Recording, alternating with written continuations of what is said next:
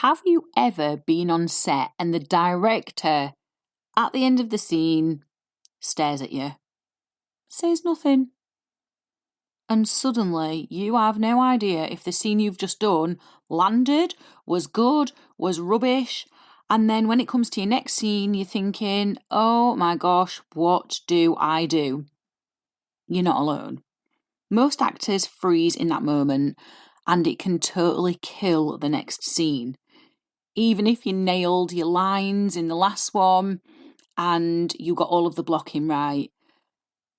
This is also something that is very, very common, especially on indie film sets.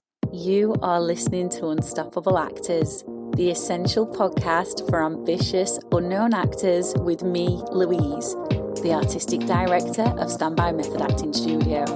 And for the last 13 years, I've been taking unknown actors with blank CVs all the way to Netflix dramas, Amazon Prime films, TV soaps and stage plays around the world.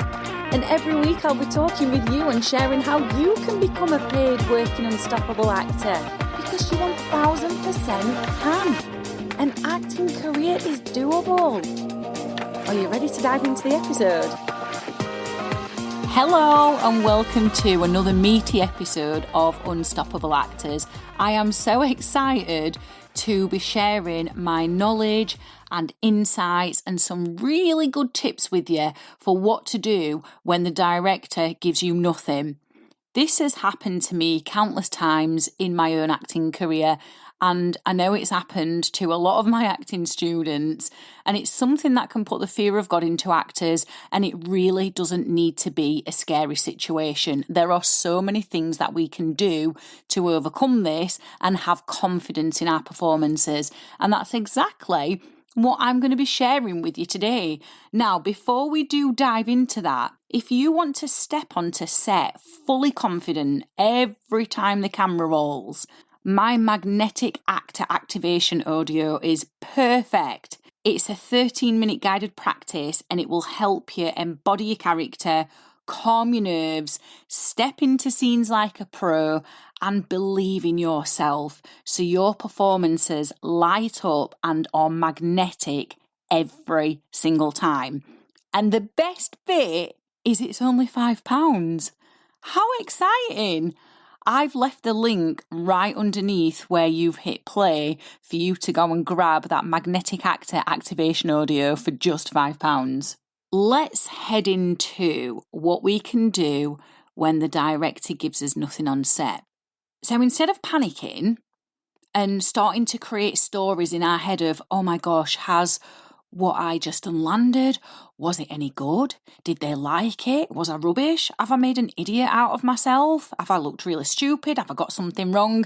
No. We do not want to entertain those stories, because the minute we give them airtime, they are going to grow and grow and grow. And before you know it, you're going to have an entire monologue playing in your head that might not even be true. So instead of panicking, instead of telling ourselves these stories, instead, you are not even going to think about the director giving you nothing. What you're going to do for every single scene you approach on set is prep it thoroughly like a method actor. And one of the ways we do this is we focus on your character's journey.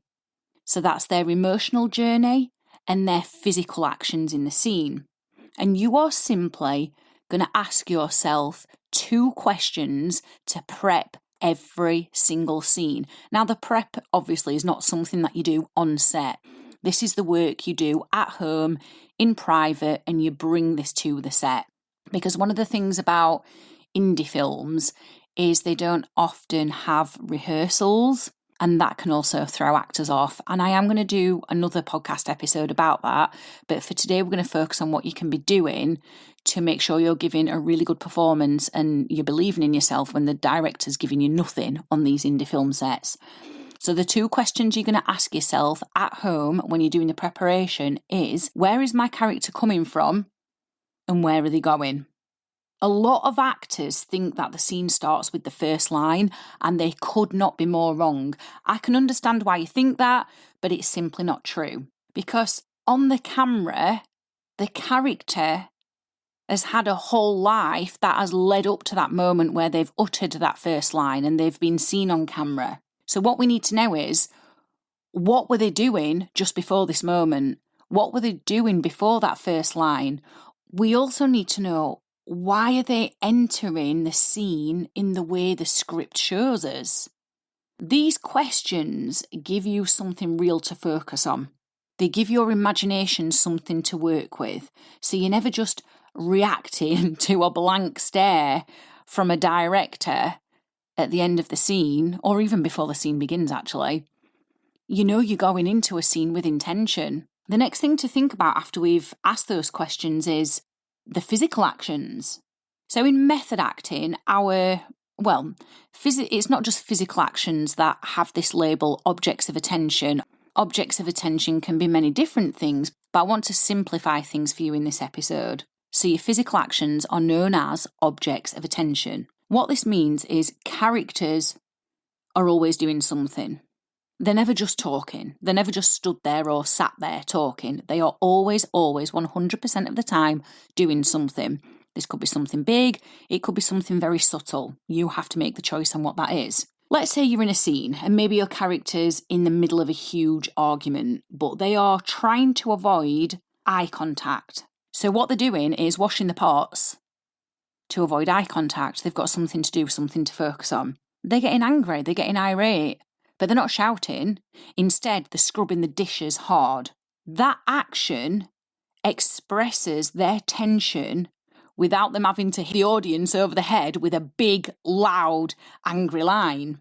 Even simple actions can carry all of the conflict, all of the intentions, and the emotion your performance needs.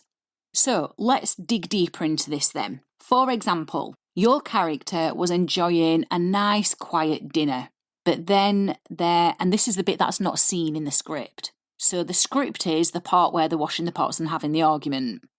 But pre-script, pre-scene, they were enjoying a nice quiet dinner, then their partner barges in, the partner's in a bad mood, the house is untidy, that sets the partner off, the tension rises. Your character wants to avoid a fight, so they go to focus on the pots. As this argument starts to escalate, they finally respond because their partner's been baiting them, and now they can't keep quiet. So they respond, but they respond in a way where they're not trying to escalate this argument any further, but it's clear that there's tension there. When we do this and we respond in this way, you as an actor are going to feel grounded, you're going to feel connected, and you're going to feel like you're telling the truth.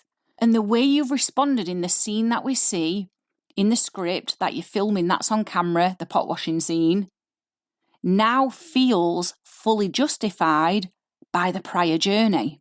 You were sat down having a nice quiet dinner to yourself. That is how you create your own performance, even when the director says nothing. And when I say they say nothing, I mean they're not giving you no direction. They're not giving you no clues, no hints, no tips. And they can do this before scenes and at the end of scenes as well. And that's what frightens actors, especially early career actors. But when you're working this way, you are standing on your own 2 feet. Now, when I train actors in the 10-week method acting modules, I train them for situations like this, where they're not relying on a director to tell them how to act, how to react, how to perform the character, who the character is. Because if you want to be a professional actor, you've got to be making those choices yourself. You bring that to set.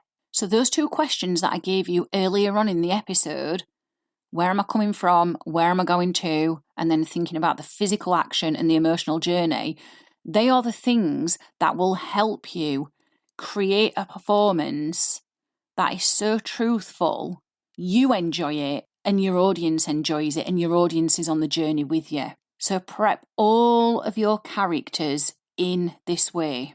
Now, if you're ready to take this further and you've really enjoyed what you've heard and you're like, oh, this is so meaty, I need more of this, I really want to dive in further and I want to explore further, fab.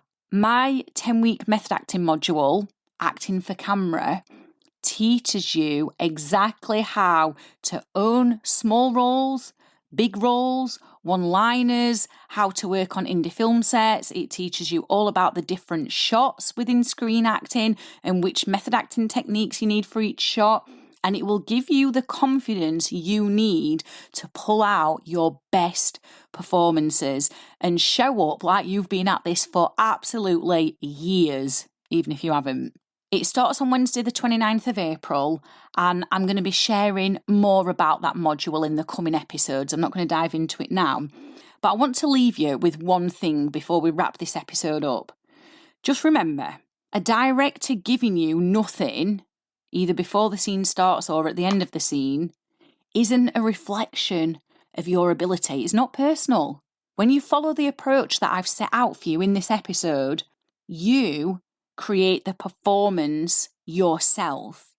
You make your next performance your best performance yet. You become an actor that you feel proud of. And when you've done those scenes, directors will either say nothing, and that's okay because you'll be confident enough in your own choices. They might praise you, or they might give you some small tweaks. But either way, you handle everything like a pro because you know you've shown up like a pro. So go and give those questions a little whirl on your next scene or your next performance. Try them out, see what happens, notice the differences. And don't forget to go and download the Magnetic Actor Activation Audio, which is linked underneath where you've hit play. Your next performance is going to be your best performance yet. I just know it. I've absolutely loved hanging out with you, and I really hope you found this episode inspiring. If you have, please do rate the podcast and hit follow so you never miss an episode, and I can help more actors like you. And come and join one of the most supportive, uplifting acting communities on socials, the Unstoppable Actors Facebook group, where you'll get your weekly injection of inspiration, networking, and receive your free Method Actors handbook so you can become an unstoppable actor.